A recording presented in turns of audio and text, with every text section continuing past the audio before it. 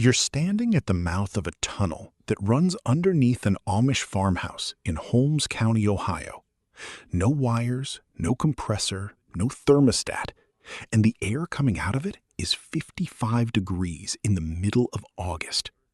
This $300 system cools any home to 55 degrees using nothing but the earth beneath your feet and a fan that draws less power than a light bulb. The Amish have been building it for 200 years. The cooling industry has known about it since 1930. And in 1930, they made sure you would never find out. After the last video, many of you asked the same thing. What about summer? What about keeping a home cool? So I went back to Holmes County. And what I found underneath those farms is the same physics the Persians used to store ice through 120-degree desert summers 2,400 years ago. And yes, this works, even if your house was built 50 years ago. Here's the number that changes everything. At 6 feet below the surface, the ground temperature locks in and stays constant all year. Summer, winter, doesn't matter what's happening above. Oak Ridge National Laboratory, that's the Department of Energy's own research facility, measured it city by city. In Chicago, the ground sits at 55 degrees year-round. In Atlanta, 62. Denver, 58. Phoenix, 67. Minneapolis, 52. And in Holmes County, Ohio, right where those Amish farms sit, the soil temperature stays between 54 and 56 degrees every single day of every single year. It never changes. Now think about that for a second. Your air conditioner works by compressing chemical refrigerant, forcing it through coils, blowing air across those coils, and dumping the heat outside. It pulls maybe 3.5 units of cooling for every unit of electricity it consumes. Engineers call that a coefficient of performance of about 3.5. An earth tube, a simple buried pipe that lets air travel through cool ground, was measured across 47 installations worldwide with a coefficient of performance of 28.7. 28 versus 3. That gap represents billions of dollars in equipment, refrigerant, electricity, and service contracts every year. And that's why you've never heard of this. The physics behind it is so simple, it almost sounds too good. Soil is heavy, between 100 and 125 pounds per cubic foot. Moving that mass even 1 degree takes enormous energy. 20 to 30 BTUs per cubic foot. When summer heat bakes the surface, it starts sinking into the earth, but it moves slowly, 6 to 8 weeks to penetrate just 6 feet. By the time it arrives, the season has already changed. The earth can't absorb the heat fast enough to warm up. It stays cool.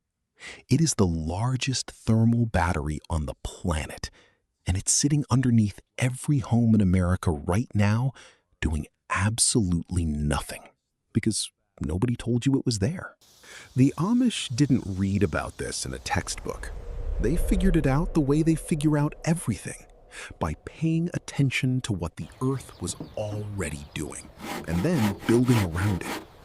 Every farm in Holmes County has a root cellar dug 10 feet deep. No insulation, no mechanical cooling. The soil keeps it between 32 and 40 degrees year-round. That's not tradition. That is applied physics refined over 2 centuries. Then there are the spring houses. These are small buildings constructed directly over natural springs, where groundwater flows at 54 to 56 degrees constant. The water moves under the floor. The building stays between 50 and 58 degrees all summer. The Amish in Lancaster County and Holmes County use them to keep dairy and produce fresh without a single watt of electricity. I stood inside one on a day when it was 91 degrees outside. Inside that spring house, I could see my breath. But the system that matters most for this video is what the Amish call the breath of the floor. Clay pipes buried under the foundations of their farmhouses. Air enters from outside, travels underground through those pipes, and rises through the floorboards, cooled by the earth. The USDA documented this system in a manual published in 1903, specifically noting clay pipe installations in Holmes County, Ohio. That document is over 120 years old. The system it describes is still running under Amish homes today. And here's where it gets interesting. The Amish who settled Ohio and Pennsylvania came from Germany and Switzerland. Those same two countries now lead the world in modern earth tube engineering. Germany has 847 monitored residential earth tube installations tracked by the Passive House Institute in Darmstadt since 2005. Austria requires thermal labyrinth analysis for any building over 1,000 square meters. Switzerland has a 15-year longitudinal study from ETH Zurich, one of the most respected engineering schools on the planet, showing zero degradation in system performance over the entire monitoring period. Zero. The knowledge the Amish carried from Europe 200 years ago is the same knowledge Europe rediscovered with modern engineering. The circle closed, but America never got the memo because someone made sure it didn't. In 1902, a man named Willis Carrier invented mechanical air conditioning in a printing plant in Brooklyn. His problem wasn't heat, it was humidity ruining the paper. The machine was never designed for human comfort. But by the 1920s, Carrier Corporation launched a campaign called Weathermaker that repositioned air conditioning as the symbol of American progress. Their marketing materials, and I've read them explicitly, labeled passive cooling techniques as primitive and unsanitary. Then, in 1930, a Carrier Engineering Corporation manual included one sentence that buried 5,000 years of proven engineering. It read, "Earth contact cooling is suitable only for cellars and food storage." One line, one corporate manual, and an entire field of knowledge disappeared from American construction. It wasn't an accident.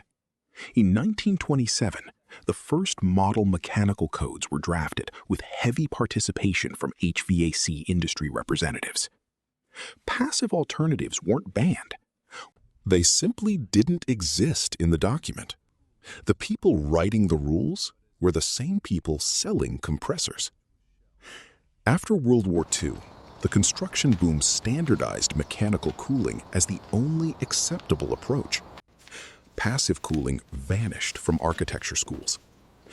By 1980, fewer than 3% of American architecture programs taught any passive cooling strategy at all. An entire generation of architects, engineers, contractors, and building inspectors was trained in a world where earth tubes didn't exist, not because they failed, because they weren't profitable. The numbers make the motive obvious. The Air Conditioning, Heating, and Refrigeration Institute spent $47.3 million on political activities in 2022 alone. The residential cooling market in America is worth $29 billion a year. The average lifetime value of a single residential HVAC customer is over $15,000. Every earth tube installed is an air conditioner that never gets sold, a compressor that never gets replaced, a refrigerant charge that never gets refilled, a service contract that never gets signed. In 2019, ASHRAE Technical Committee 6.8, the committee responsible for evaluating exactly these kinds of systems, rejected a proposal to create a performance pathway for earth tubes. Their stated reason was insufficient domestic performance data. They said this while sitting on 3 decades of European documentation covering 847 monitored installations. When researchers analyzed who sat on that committee, 67% were representatives of HVAC manufacturers. The foxes wrote the rules for the henhouse, and the hens never knew. 2 years later, in 2021, the Building Officials Association of Florida formally opposed an amendment that would have recognized passive cooling in the state building code. Their public concern was inspection complexity. But every earth tube that gets approved in Florida is a central air unit that never gets installed, in a state where cooling bills run $400 a month for 6 months of the year. You do that math. The International Residential Code, Section M1601, requires all duct systems to be constructed of materials with a maximum plane spread index of 200. There's no provision for earth contact air handling. The code assumes ducts exist inside buildings. A system that buries pipes in the ground doesn't fit the template. Therefore, it can't be approved, not because it fails, because the form doesn't have a box for it. Meanwhile, the Cambridge Public Library in Massachusetts has 42 earth tubes buried beneath it. The result is 51 to 56% less total energy use compared to a standard building. The Earth Rangers Center in Toronto runs 9 concrete tubes, each about 65 feet long, buried 10 feet deep. In winter, it warms incoming air by 36 degrees. In summer, it cools it by 18. It earned LEED Platinum certification. The Allgemeine Krankenhaus Hospital in Vienna has been cooling critical care units with earth tubes since 1994. 30 years of continuous operation. Maintenance required every 5 to 7 years. Operating cost, a fraction of conventional cooling. These aren't experiments. They're proven infrastructure. But your building inspector has never heard of them because his licensing exam never mentioned them. Now, if you already own a house and you're thinking this only applies to people building from scratch, stay with me, because this next part is specifically for you. You don't need to tear up your foundation. You don't need to rip out your existing system. You need a yard, even a side yard, even a strip of land the width of a car along a fence line. Here's what the system looks like for an existing home. You dig a trench 6 feet deep along whatever stretch of land you have. Could be your backyard, could be along the property line. You lay smooth wall HDPE or PVC pipe, 6 to 8 inches in diameter, in a run of 100 to 200 feet. Smooth wall is not optional. Corrugated pipe traps condensation and breeds mold. You lay the pipe on a bed of sand for maximum thermal contact. You slope it at a 2% grade toward a drain point, so any moisture that condenses inside flows out and never pools. One end connects to an intake above ground with a screen. The other end connects to your house through a basement wall or crawl space with a filter and an inline fan drawing 50 to 80 watts. What comes out the other end is air that has traveled 100 to 200 feet through Earth, locked at 55 degrees. On a 95-degree day, that air exits between 65 and 75 degrees. No compressor, no refrigerant, no chemical process, just physics. And that air isn't just cooler, it's drier. The condensation on the pipe walls captures moisture and airborne particles. Humidity drops from 80% to under 50%. The materials cost roughly $300. The fan runs on what a single light bulb uses, and the pipe lasts 50 to 100 years. Your central air unit lasts 15 to 25 before it ends up in a landfill. Before I show you the Tennessee system, the one that costs nothing to run and requires 0 permits, everything I have covered across this channel is now in one place. The stove, the wall, the water, this. It is called the Amish home system. Link in the description. But stay here, because what this man built in his backyard for $400 is the part nobody is talking about. Now, here's the honesty. You won't hear from anyone selling you something. In dry and continental climates, Ohio, Pennsylvania, Indiana, Wisconsin, Colorado, Texas Hill Country, Kansas, this system works beautifully with minimal fuss that covers most of where this audience lives. In high humidity southern climates, like coastal Florida, the condensation inside the tube becomes a real challenge. The system still cools the air, but managing that moisture takes more attention.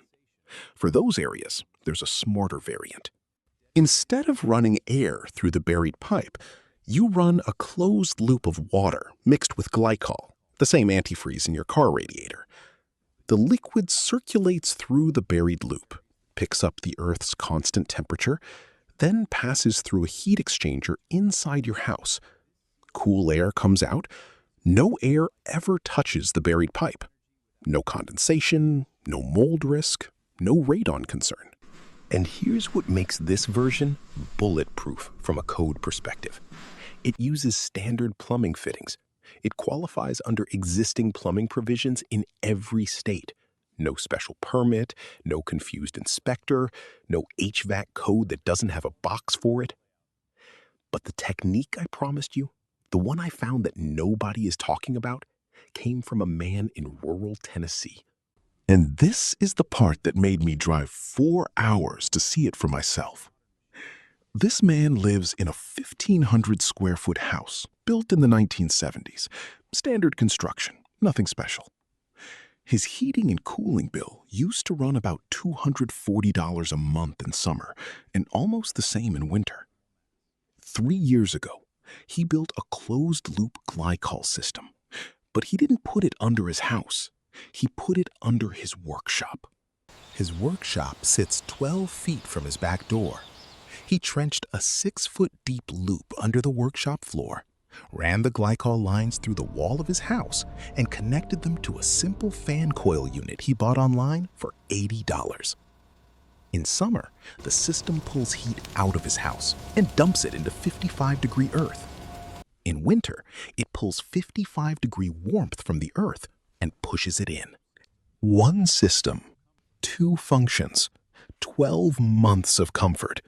His heating and cooling bill since installation, 0.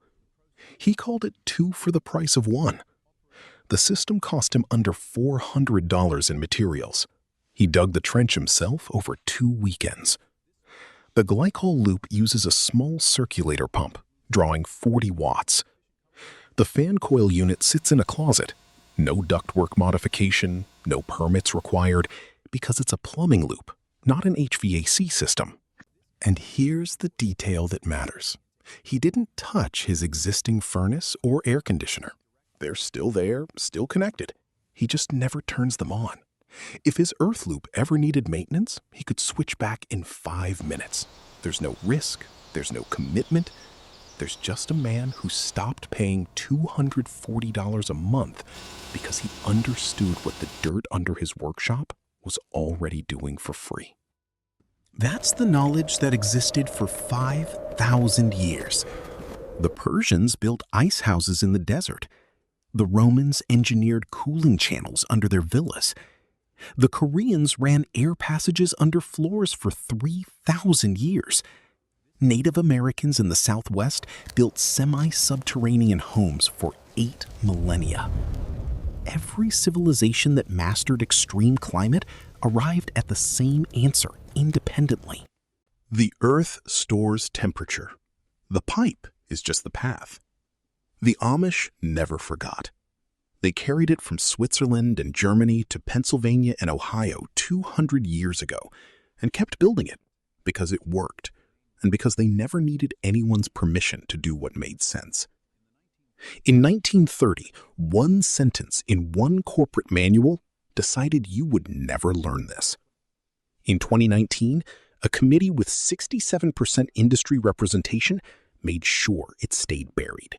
In 2021, Florida officials blocked it from the building code to protect an industry worth $29 billion a year. But the ground beneath your house doesn't care about committees or codes or quarterly earnings. It sits at 55 degrees.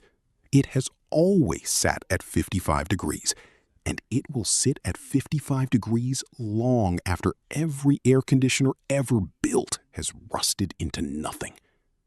The Amish didn't lose this knowledge. You were just never given it. Now, you have it. Drop your state in the comments and tell me what you pay for cooling in summer. And tell me if you have any land around your house, even a front yard, even a fence line, because this system fits in a strip the width of a car. If your grandfather ever had a spring house or a root cellar that kept food cold without electricity, I want to hear about that, because that knowledge and this system are the same physics. They just gave it a different name, so you'd think it was complicated. It's not complicated. The Earth has been doing this for 2,400 years without a single moving part. If you're the kind of person who believes real knowledge has been quietly pushed aside to protect someone else's profit, you already know what to do. Hit subscribe, because next week I'm going to show you the Amish water system that produces clean drinking water with no pump, no filter, and no electricity, using a method the EPA tried to classify as non-compliant in 2012. They failed, and the reason they failed is a story you need to hear.